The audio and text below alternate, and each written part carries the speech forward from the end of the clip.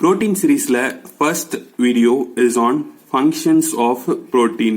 In the description link I have given you a functions of protein oda link கொடுத்திருக்கேன், அதை போய் check பண்ணுங்க. So நேத்து functions of protein பத்தி பேசும்போது just we have given a idea on structure of amino acid, correctங்களா, which is C and its side chain R and it have hydrogen here, and as the name suggests it has amino acid. Amino is an NH2 and acid is an COOH group.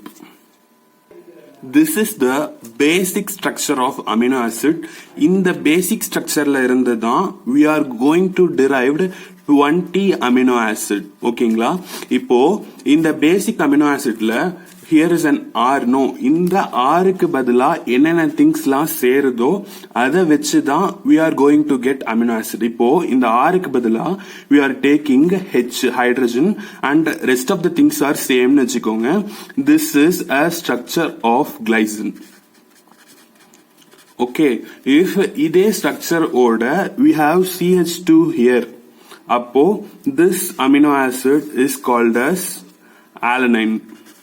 Okay, இந்த மாதிரி இந்த இடத்துல இருக்க இந்த side chain எந்தெந்த carbon components இல்ல phenyl group அந்த மாதிரி எந்த கார்பன் காம்போனன்ட் எத்தனை நம்பர் ஆஃப் கார்பன் காம்போனன்ட் வந்து இந்த ஆர் அப்படிங்கிற இடத்த ரீப்ளேஸ் பண்ணுதோ அதை வச்சு we have 20 அமினோ ஆசிட்ஸ். அதுக்காக தான் இந்த பேசிக் ஸ்ட்ரக்சர். ஓகேங்களா, இதுதான் a basic structure for amino acid. Next எதை பத்தி பேச போறோம் அப்படின்னா இதே பேசிக் ஸ்ட்ரக்சரை இன்னொரு தடவை எடுத்துக்கலாம். Okay, same C here and hydrogen here and side chain here. இப்போ carbon to which this acid group is attached is called as alpha carbon. ஓகேங்களா, அந்த alpha carbon ஓடையே if there is an amino group அப்படின்னா that is called as alpha amino acid. Okay, இப்போ அதுக்கு இன்னொரு example சொல்றேன், அப்பதான் உங்களுக்கு புரியும். பாருங்க, இப்போ suppose we have 2 carbon here. Okay, அப்போ இந்த கார்பன் கூட நம்மளோட COOH குரூப் அட்டாச் இருக்கு. ஆனா இந்த கார்பன் கூட you have NH2 group and R chains are here. Okay, அத பத்தி we are not bothering. அப்போ the carbon which is attached to COOH group is called as alpha carbon. அப்போ அதுக்கு பக்கத்துல இருக்க கார்பன் வந்து பீட்டா கார்பன். அப்போ இந்த பீட்டா கார்பன் கூட தான் நம்மளோட NH2 group இருக்கு. அப்போ this is called as beta amino acid.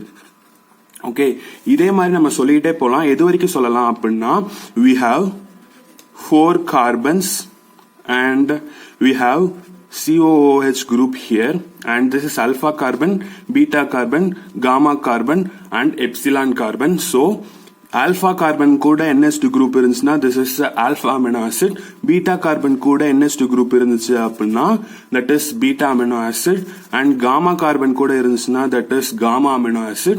If it is with the fourth carbon from a COOH group, then it is called as epsilon amino acid.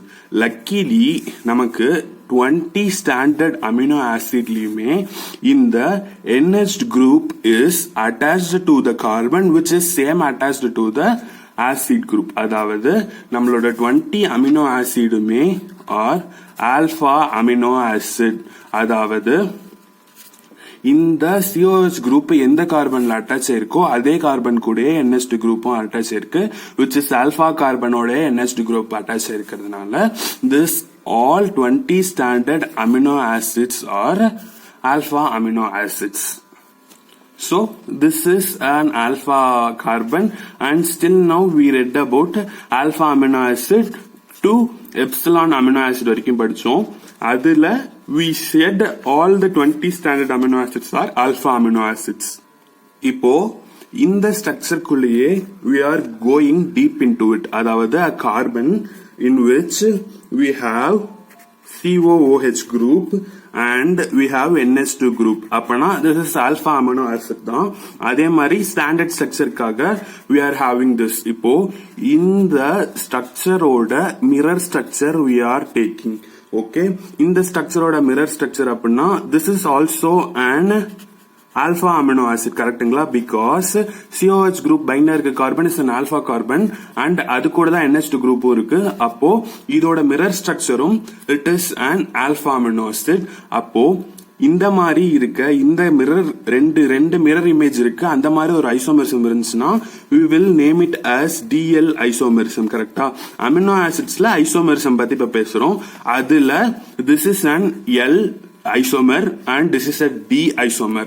Alpha amino acid la this is an L amino acid and இது D amino acid.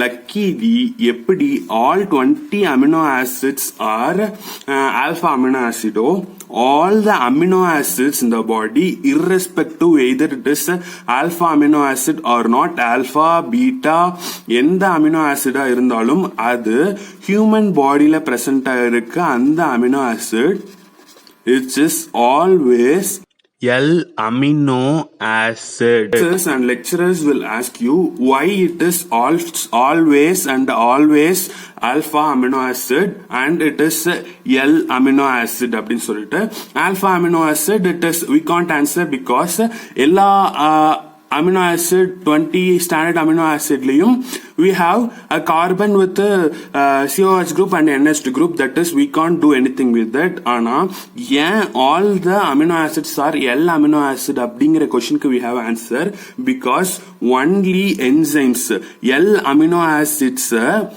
destroy பண்ற மாதிரி மட்டும் தான் we have enzyme we can metabolize only the L amino acid because an enzyme called as L amino oxidase which plays important role in the catabolism of amino acids act on only L amino acids. So body la நம்ம எடுத்துக்கிற food la suppose we have D amino acid நாலும் it will be transferred to L amino acid then it is catabolized or metabolized and it is released in the urine and it is excreted. ஓகேங்களா? That is why body la இருக்க எல்லா amino acids L amino acid and standard amino acids are alpha amino acids. For that reason I am giving you beta alanine is an beta amino acid. Okay, and the beta amino alanine which is beta amino acid is also an L amino acid which can be metabolized by the human body. So in the lecture la we have learned about structure of amino acid which includes alpha amino acid and DL isomerism of amino acids. Okay, so in the mari next class la we are going to classify the amino acid with mnemonics. அது வரைக்கும் நம்மளோட mighty மெடிக்கோஸை like பண்ணுங்க, share பண்ணுங்க, subscribe பண்ணுங்க and comment பண்ணுங்க. Thank you.